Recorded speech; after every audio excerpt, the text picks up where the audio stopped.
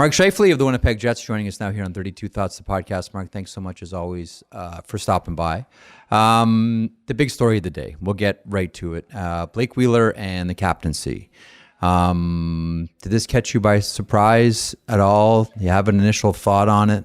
Yeah, it definitely caught me by surprise. I know, Blake talked to me right before leaving for Vegas, and kind of just, I was pretty much like walking out the door, and he kind of gave me the thought. And then actually Rick Bowness called me this morning just to tell me, before, hearing it from, in the media or whatever. Yeah.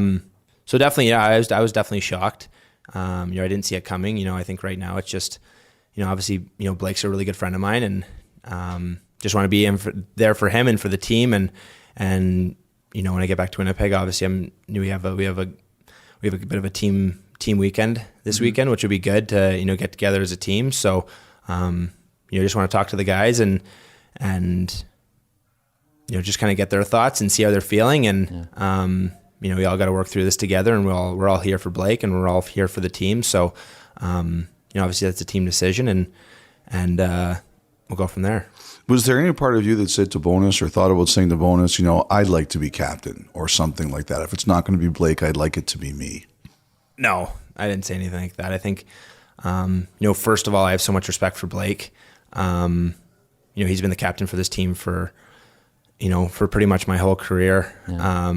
He's been a guy that I've looked up to, that I've learned a lot from, that I've grown with, over my 10 years in Winnipeg. So, I wouldn't want that. I think, Blake's been the leader of this team for so long, and, I definitely didn't say that. Okay. I was just wondering if you'd want to do it. Like you would say, hey, if you're looking for someone, I would like to do that role or anything like that. I definitely look at myself as a leader. I think we have a lot of leaders on our team. I think, me and Josh, obviously the A's on the team. Obviously, yeah, we're younger. We have a little bit different of a voice. So I think, this gives us the opportunity for other guys to step in and but I think it's not just going to be one or two guys. I think it has to be a collective. It has to be multiples of us. We have, the Nikolai Ehlers, the Kyle Connors, Connor Hellebuck, Adam Lowry. We have so many guys on this team that, have big voices. And I think this just, we all have to do it together. It's not a matter of one guy. It's a matter of everyone doing it together and everyone being on the same page. And I think, that's how this team's going to have to be led. What did you think the summer was going to be like for Winnipeg? I think a lot of us went into the summer thinking, okay, let's see what Winnipeg's going to do here. What did you think? I think I was the same boat as you guys. I was kind of, watching as a fan too. Like, what are we? What I know exactly. I was kind of wondering what's going to happen as well. So, I think, every day, especially during free agency and all that stuff. And then, you see other teams making trades or, making big moves, and you're kind of, you're unsure, when it's not your job, you have really no idea, what's going to happen. So, I kind of leave that to Chevy and just kind of, bite my tongue and try to get better as a hockey player and go from there. How was your summer? It was awesome. I had a great summer. I changed up a few things in my regime. Started working with a new trainer in Michigan. So it was nice to actually, it sucks to have a long summer in our hockey world, but for me personally, getting a good 4 months of training with a new trainer and understanding the movements and what they expect from me, it was actually nice to have a longer summer of working out and training and getting my body back to where I wanted it to be. I was kind of in limbo the last couple of years. I was kind of, wasn't sof what to do, with COVID too. It was a lot of things. You weren't able to go to a gym. You weren't able to do certain things. So it was nice to, kind of have a new change there, and skated with Oates a lot, played a lot of golf, enjoyed a lot of family time. And, I had a great summer. When you left last year, I think there were a lot of people wondering, was that going to be the end of Mark Scheifele in Winnipeg? You had a very emotional and passionate media conference. I think a lot of us took that to mean that maybe you wanted to go elsewhere. I looked into it. I was told that you never asked for a trade and that you had some pretty honest heart-to-heart talks with Chevy and maybe even ownership too, about how you felt about things were going and how they felt about things were going. Can you talk a little bit about that process, Mark? Because I do think there was a time there where a lot of us wondered if maybe you wanted a fresh start.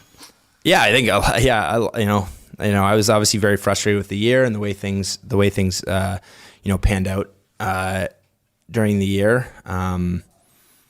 So I was very honest at the end of the year, maybe a little too honest with, in terms of being, talking to the media. Usually I'm a little more closed off. So maybe, don't do that, because, you can't, that's one thing I think about. We can't get upset at people for talking in cliches and then get upset when they talk honestly. So I will always take B as opposed to the cliche. So don't change that. Okay. But yeah, so I was very honest, and I was frustrated with the year. So, obviously when, anger and emotion gets you, then it's something that gets you fired up. But yeah, I think I was, with Chevy and Zinger and Larry for like 2 hours, for my exit meeting, and, gave my thoughts. I'm not going to go into it. I respect the confidentiality of that with Chevy, and, but we talked for 2 hours. It was a lot of, diving into deep things, and me giving my thoughts, and him giving his thoughts as well. So, it was a long conversation, and I know, a lot of people thought I know I even had buddies are like, are you getting traded? What's going on here too? So I never asked for a trade. I just wanted to, I wanted to, get to the nitty gritty. I want to win. I feel like I'm in the prime of my career, and I want to be a part of a winning team. And, I feel like we have a lot of great pieces in Winnipeg, and I wanted to get an understanding from the organization of, where they saw this team, and where they saw me, and, how I saw myself. And, I know I got criticized, for my comments for being selfish or whatever, but I think that just kind of got overblown. I was just showing how much I care about the game of hockey, how much I care about the Winnipeg Jets organization, how much I care about wanting to bring a winning team to Winnipeg. And I think, wires got crossed, and, I just, I want obviously everyone to know how much I care about the game, and how much I love this game and respect this game, and how much I respect the Winnipeg Jets organization to want to bring a winning team to Winnipeg. I really love people that are obsessed. I know a lot of common wisdom is, you need to have balance in your life. Like, when you want something, like, part of you has to become obsessed, completely fun. And the thing that we all know about you is you're the 24/7 hockey guy. Like, there's that obsession there. Then there's Adam Oates. And we've talked a lot about Adam Oates here on this podcast. We've talked to you about Adam Oates before. How do I phrase this? When it comes to obsession about hockey, does he out Scheifele Mark Scheifele? Oh yeah, he definitely beats me in that category. He, he's 24/7. He's always thinking about a new way to help his players. He's always watching video. I think that's the one thing that no one understands, is how much video he watches. Like, he's a guy that wakes up at 5 a.m. every single day, pretty much, and he'll take his dogs for a walk, and then it's pretty much on the computer watching games. I was with him a couple weeks ago, and he was, "You want to watch a couple games?" And we were just hanging out before dinner. He's like, "Going to watch a couple games?" We ended up watching 3 of my games, and it was just awesome. Like, and it was games that we've watched before, that he sent me clips before, but he's like, I'll pick out a few more things. And he loves the game. He wants his players to get so much better. Like, he is so invested in the players that he works with, and all he wants is the best for them. He wants them to succeed. He wants their teams to succeed.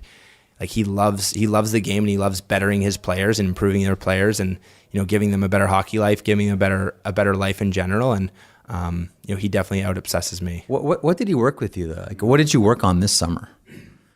I'd say it was a lot more simple things, I think, he looks at the game very differently than a lot of people. He talks, especially he was a centerman, he understands that, centermen play pretty much 4 corners, which a lot of people don't really think about. You have to be able to play both corners in the D zone. You have to play both corners in the O zone. Mm-hmm. And, it was a lot of simple plays, being able to get in and out and being in the right position defensively and offensively, in all those areas, and thinking how many times you get into these, little battles in every corner, and how many of those add up.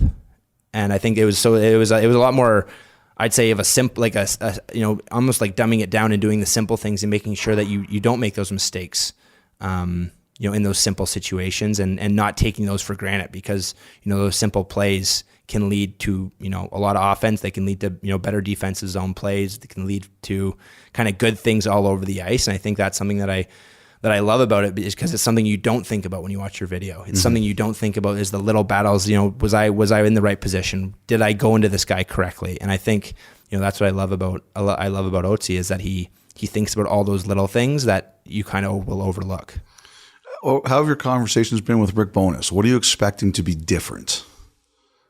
Yeah, they've kind of been just kind of, simple stuff. Not really any hockey stuff yet. I think I'm sure that'll come once we start playing, or training camp comes around. But kind of just, simple stuff. Talking about how are the guys in the room, how are things last year.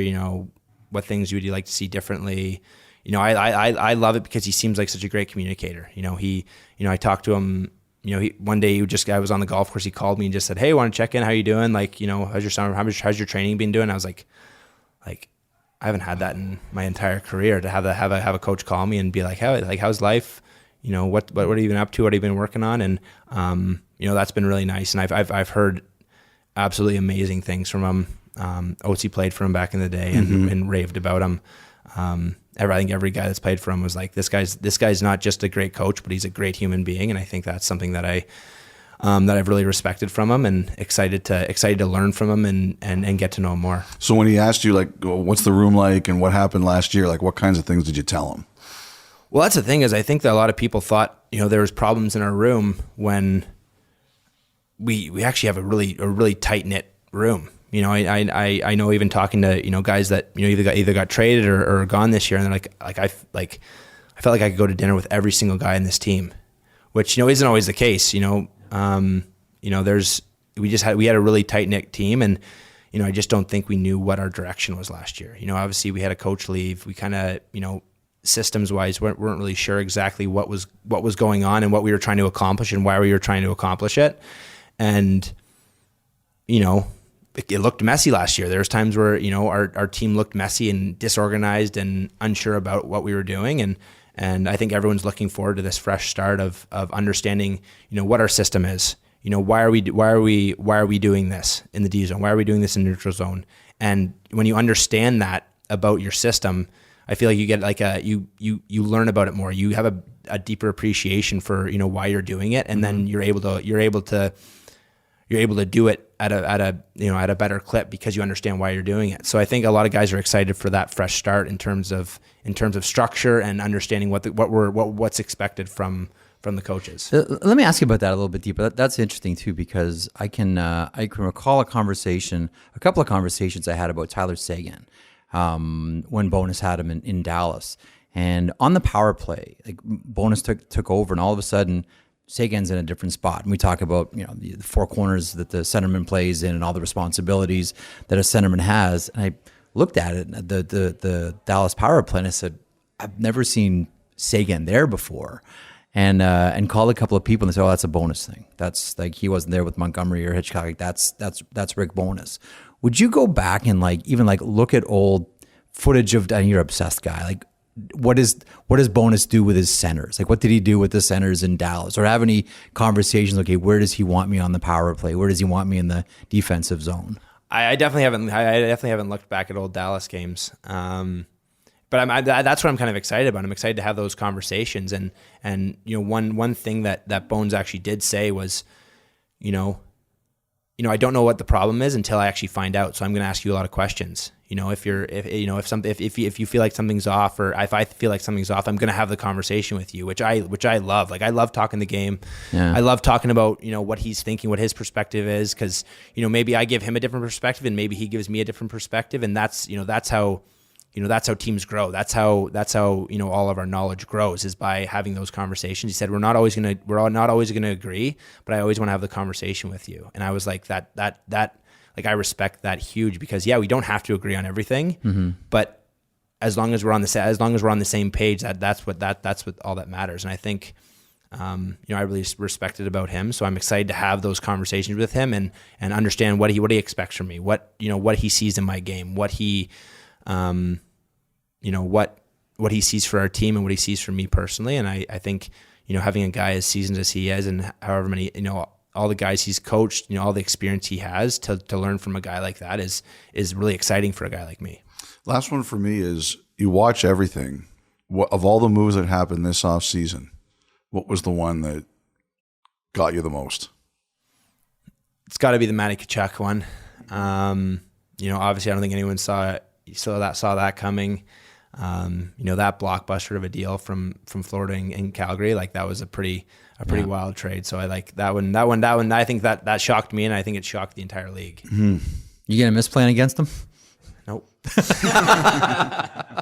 Thanks so much for this, Mark. No, thank you guys.